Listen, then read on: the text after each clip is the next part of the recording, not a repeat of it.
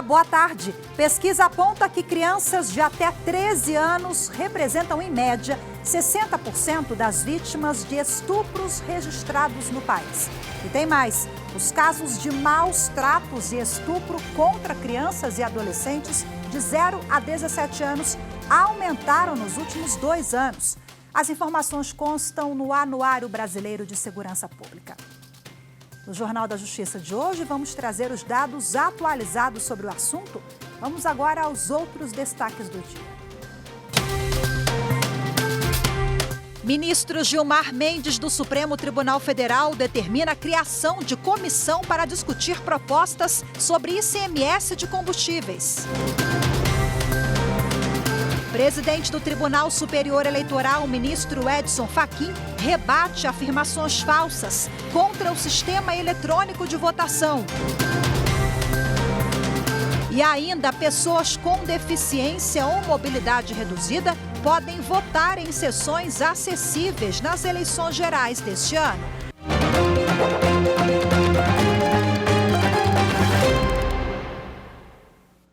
O ministro do Supremo Tribunal Federal, Gilmar Mendes, determinou a criação de uma comissão para discutir propostas sobre o ICMS dos combustíveis. O objetivo é buscar uma solução para o impasse entre a União, os estados e o Distrito Federal. A decisão do ministro Gilmar Mendes é referente à ação em que o presidente da República, Jair Bolsonaro, pede ao Supremo a limitação da alíquota do tributo para fixar o preço de combustíveis nos 26 estados e no Distrito Federal. A decisão também se aplica a outra ação em que 11 estados questionam a constitucionalidade da Lei Complementar Federal, sancionada em março, que trata sobre o imposto.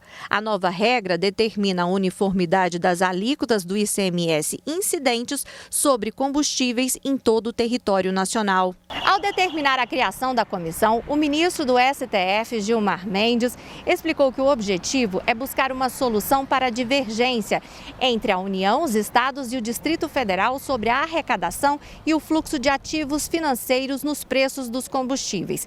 A primeira reunião já está marcada para o dia 2 de agosto e o prazo para a conclusão dos trabalhos está previsto para o dia 4 de novembro. No mês passado, em audiência de conciliação convocada pelo ministro Gilmar Mendes, representantes dos estados apresentaram diversas propostas para suavizar o impacto das novas regras tributárias sobre a arrecadação do ICMS. Para os governos estaduais, a mudança de aplicação do imposto vai impactar nas áreas de saúde e educação. Já o governo federal ressaltou o aumento da arrecadação dos estados nos últimos anos e sugeriu um monitoramento dos possíveis impactos da nova legislação até o primeiro trimestre de 2023. O gabinete do ministro Luiz Roberto Barroso, do Supremo Tribunal Federal, divulgou nota para esclarecer sobre uma palestra realizada pelo ministro no exterior. A nota afirma que Barroso jamais proferiu palestra sob o título Como se livrar de um presidente. Em evento realizado na Universidade do Texas, a palestra foi sobre populismo autoritário, resistência democrática e papel das Supremas Cortes. Tanto o vídeo da apresentação como o texto em que se baseou a palestra são públicos e os links se encontram no site do Supremo Tribunal Federal, que é stf.jus.br. O presidente do Tribunal Superior Eleitoral, ministro Edson Fachin, rebateu informações falsas sobre o processo eleitoral. Ele falou durante o lançamento da campanha de combate à desinformação da seccional do Paraná da Ordem dos Advogados do Brasil. Vamos agora direto ao vivo lá para o TSE, o Tribunal Superior Eleitoral, conversar com a repórter Renata Gorga, que tem mais informações sobre esse pronunciamento do ministro Fachin. Olá, Renata, boa tarde para você, seja bem-vinda. Oi, Rafaela, obrigada. Boa tarde a você e a quem nos acompanha. Entre as mentiras que foram rebatidas pelo presidente do Tribunal Superior Eleitoral, ministro Edson Fachin, está de que um ataque hacker cometido em 2018 ao TSE teria sido capaz de alterar o resultado das eleições daquele ano e que eles também teriam tido acesso aos códigos-fontes dos sistemas eleitorais. Bom, o ministro Fachin lembrou que as urnas eletrônicas não são conectadas a nenhum tipo de rede como a internet e que os códigos-fontes dos sistemas eleitorais já são abertos antes mesmo das eleições. Por isso, ele fez até uma comparação de que ter acesso a esses códigos seria como, abre aspas, arrombar uma porta já aberta, fecha aspas. O ministro Fachin também destacou que no ano passado uma proposta que foi encaminhada ao Congresso Nacional, a de instituir o voto impresso, foi negada e que também mais de 72% das sugestões encaminhadas à Comissão de Transparência das Eleições do TSE foram aceitas, o que desmente a informação de que propostas encaminhadas pelas Forças Armadas à CTE eram sempre negadas. Fachin também considerou essas acusações como graves e inaceitáveis. Vamos ouvir. Em meio a um debate desvirtuado e a um clima comunicativo adoecido, recusemos a cólera. Vamos promover diálogos racionais e ponderados e propiciar que todos os candidatos, deputados estaduais, deputados federais, governadores, 1/3 do Senado, candidatos à presidência da República, possam apresentar suas ideias e o povo escolher quem melhor representa a maioria dos votos que serão atribuídos no dia 2 de outubro e ocorrendo, como prevê-se na Constituição, na legislação, o segundo turno, reiterar ou votar no dia 30 de outubro. O processo eletrônico que guarda estas eleições, tal qual aconteceu nas anteriores, é um processo eletrônico de votação seguro e transparente e auditável. As eleições brasileiras permitem sempre a quem se candidata à reeleição que assim possa fazer, como é legítimo que se apresente. A quem se candidata à presidência da República que defenda suas ideias. E todos dentro do regulamento do certame eleitoral, em consonância com a autêntica vontade popular. Rafaela, agora a gente lembra que eleitoras e eleitores com deficiência ou mobilidade reduzida têm até o dia 18 de agosto para solicitar à Justiça Eleitoral a transferência para uma sessão acessível. A Justiça Eleitoral lançou uma campanha em todas as emissoras de rádio e TV do país para lembrar esse tema. E para solicitar a transferência é super simples. Basta essa pessoa ou um representante legal ir a um cartório eleitoral do país e levar um documento oficial com foto. A gente aproveita para destacar que a urna eletrônica já é acessível. Entre os vários recursos que ela possui, tem braille, fones de ouvido e, a partir das eleições deste ano, libras. Vamos ver agora uma das peças da campanha. Obstáculos a gente enfrenta todo dia, mas perto da vontade de votar, todos eles ficam pequenos. O importante é exercer a cidadania. Se você tem alguma deficiência física ou mobilidade reduzida, transfira seu local de votação até 18 de agosto para uma sessão com acessibilidade. E seja gigante nas eleições 2022. Justiça Eleitoral, há 90 anos pela democracia. E ainda sobre eleições, os pedidos de registros das candidaturas e as atas das convenções realizadas pelos partidos políticos, federações e coligações devem ser feitos pelo Sistema de Candidaturas Candex. Ele será utilizado para todos os tipos de pedidos e todas as modalidades de eleição. Como ocorre desde 2020, é obrigatório o uso da chave de acesso pelos partidos, federações e coligações para o preenchimento da ata de convenção do DRAP e dos pedidos de registro. É uma forma de dar mais segurança ao processo do registro de candidaturas.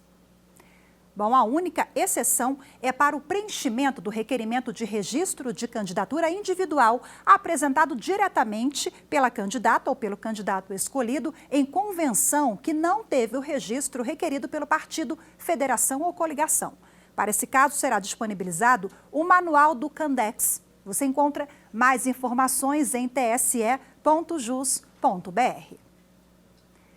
Veja a seguir, entre 2019 e 2021, aumentou o número de casos de maus tratos e estupro contra crianças e adolescentes de 0 a 17 anos, de acordo com o Anuário Brasileiro de Segurança Pública. Os detalhes do levantamento você confere em instantes. Voltamos já. Estamos em um momento especial de comemoração dos 20 anos da TV Justiça. Essa emissora pública que tem o grande mérito de traduzir discussões complexas do direito de maneira muito fácil, muito simplificada e acessível para a nossa população. Sem sombra de dúvidas, a programação da TV Justiça contribui para a formação dos nossos profissionais da área jurídica, mas a sua maior contribuição é para a própria população.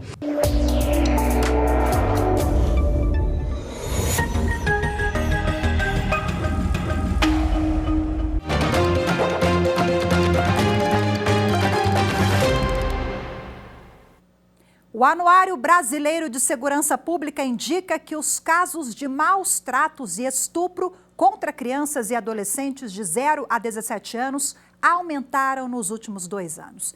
A edição atual da pesquisa apresenta dados mais detalhados para identificar e traçar políticas públicas efetivas para combater as violações de direitos dos menores. Recentemente, uma força-tarefa coordenada pelo Ministério da Justiça e Segurança Pública, com o apoio das Secretarias de Segurança Pública dos Estados e do Distrito Federal, prendeu em um mês 1.040 pessoas suspeitas de crimes contra crianças e adolescentes em todo o Brasil. As prisões ocorreram durante a Operação Acalento, que terminou no último dia 13. Os policiais atuaram em quase 1.500 municípios em 26 unidades da federação. As autoridades constataram que mais de 12 mil crianças e adolescentes tenham sido vítimas de violência física e de exploração sexual. Por causa da operação, foram solicitadas mais de 1.700 medidas protetivas e cumpridos 129 mandados de busca e apreensão. Além disso, foram realizadas mais de 1.000 palestras e campanhas educativas. Segundo a Ouvidoria Nacional dos Direitos Humanos, de janeiro de 2021 a abril de 2022, mais de 130 mil denúncias de violências contra crianças e adolescentes chegaram no Disque 100. Nós temos uma crescente busca da população no combate à criminalidade contra vulneráveis, dentre eles as crianças e adolescentes. Nós estamos cientes de que, diante inclusive de um momento pandêmico, em que não existia a possibilidade das crianças irem para as escolas, os crimes dentro das 4 paredes ficou mais difícil de ser vislumbrado e visualizado. Nesse momento de retomada da saída das crianças para um ambiente externo, é muito importante que toda a sociedade se preocupe com a qualidade de vida da criança no seio da sociedade. De acordo com o estudo do Anuário Brasileiro de Segurança Pública sobre a violência contra crianças e adolescentes, entre 2019 e o primeiro semestre de 2021, também aponta que as medidas de isolamento em razão da Covid-19 foi um fator que propiciou as violações de direitos. O quadro geral de crimes do estudo indica que as crianças e adolescentes brasileiros são cotidianamente vitimizados em uma série de contextos, muitas vezes de maneira continuada e em silêncio, e que infelizmente terminam em assassinatos. Como o que aconteceu com o menino Henri Borel, de apenas 4 anos. Henri morreu em março de 2021. A mãe do menino, Monique Medeiros, e o padrasto, ex-vereador Dr. Jairinho, respondem pelo crime. A investigação aponta que a morte foi provocada por agressões supostamente feitas pelo padrasto. Bom, a gente viu na reportagem que são múltiplas as formas de manifestação da violência contra crianças e adolescentes no Brasil. A pesquisa aponta que crianças de até 13 anos representam, em média, 60% das vítimas de estupros registrados no país. A repórter Carolina Chaves, ela conversou com a doutora em Sociologia da Universidade de São Paulo e pesquisadora no Fórum Brasileiro de Segurança Pública, a Betina Barros. A pesquisadora, ela apresentou um primeiro estudo a respeito do cenário da violência sofrida por crianças e adolescentes entre 2019 e o primeiro semestre de 2021, quando os registros de ocorrência de um conjunto de crimes foram analisados em 12 unidades federativas. Essa pesquisa foi apresentada no Fórum Brasileiro de Segurança Pública. Confira agora a entrevista da Carolina Chaves com a especialista. Doutora, a pesquisa do Fórum Brasileiro, especialmente com dados de violência contra crianças e adolescentes, está apresentando um novo formato e modelo mais detalhado e também um resumo, para entender melhor esse cenário. Eu queria que a senhora falasse sobre essas mudanças na apresentação dos dados, especialmente que envolvam a violência contra criança e adolescente.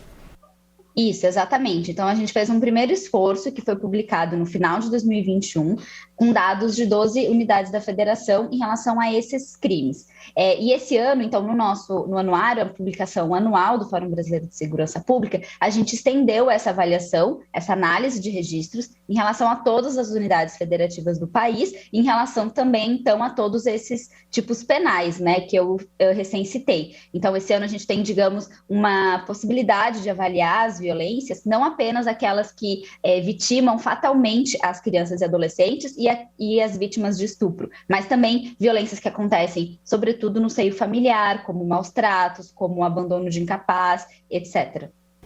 Inclusive, doutora, comparando os números entre os anos de 2020 e 2021, o crime de maus tratos contra crianças e adolescentes de 0 a 17 anos foi o que mais cresceu nesse período e o abandono material teve redução. O que explica esses números? Exatamente. Então, o crime de maus tratos, ele cresceu em torno de 21%. Isso se deve também ao fato de que em 2020 a gente teve um período em que basicamente todos os crimes que necessitam de registro pessoal em delegacia, houve queda, em razão das medidas de isolamento social, dada a pandemia de Covid em 2020. Agora, o que a gente nota é que esses crimes de maus tratos, então, eles estão, digamos, retornando ao patamar que a gente já visualizava nos anos anteriores, principalmente em 2019. Então, é quase como se fosse um retorno àquilo que seria o patamar normal da estabilidade do registro do crime. Agora, em relação aos crimes de abandono material e abandono de incapaz, de modo geral, mas principalmente o abandono material, são registros de baixíssima incidência. Então, foram apenas 763 registros no país todo, o que significa que qualquer tipo de aumento ou diminuição de poucos casos já implica num aumento ou redução da taxa. Em relação aos crimes de maus tratos, o que a gente nota é uma grande porcentagem, a maior parte da porcentagem de vítimas entre 0 e 9 anos, essa faixa etária mais longa, e aí subdividindo então entre 0 e 4, a gente tem 26% dos crimes, e vítimas de 5 a 9 anos, em torno de 36%. Então, são as crianças mais novas que acabam sofrendo, então, de maus tratos, normalmente no âmbito familiar ou no âmbito do seu contexto mais próximo, E a gente tem que notar que a curva de crimes, de registros de maus tratos, ela fica muito mais ascendente, ou seja, existem mais registros no momento do período letivo escolar. O que significa, na verdade, uma hipótese que a gente levanta é que a escola acaba sendo um ambiente muito importante de avaliação da ocorrência dessa violência e de registro na delegacia. Então, nos momentos de férias, a quantidade de registros acaba caindo. Trazer ao debate temas como violência contra crianças, violência contra adolescentes, é um primeiro passo para que as políticas públicas, para que os gestores comecem a pautar esse tema como uma prioridade, em suas ações, em suas atividades. E aí isso a gente espera que possa ter um efeito de conscientização também da população, de que esse tema possa ser trazido, possa ser debatido em escolas, na própria família, e que isso então auxilie nas denúncias e nos registros desses casos, de modo que a polícia também possa atuar, investigar, punir os autores nos casos em que isso for demonstrado e assim então prevenir novas violências contra essas crianças. Doutora, muito obrigada pela participação aqui na TV Justiça. Obrigada, até logo. Veja a seguir no próximo bloco. Justiça Federal no Rio de Janeiro suspende processos vinculados à Operação Câmbio Desligo? Os detalhes em instantes, voltamos já. Aproximar a justiça da sociedade. É esse o papel que a TV Justiça vem cumprindo ao longo dos anos, dando transparência ao julgamento dos processos não apenas para a comunidade jurídica, mas para toda a sociedade. Sua programação leva informação segura sobre o dia a dia do judiciário e conhecimento jurídico de qualidade, uma forma genuína de assegurar acesso à justiça, um direito de todos.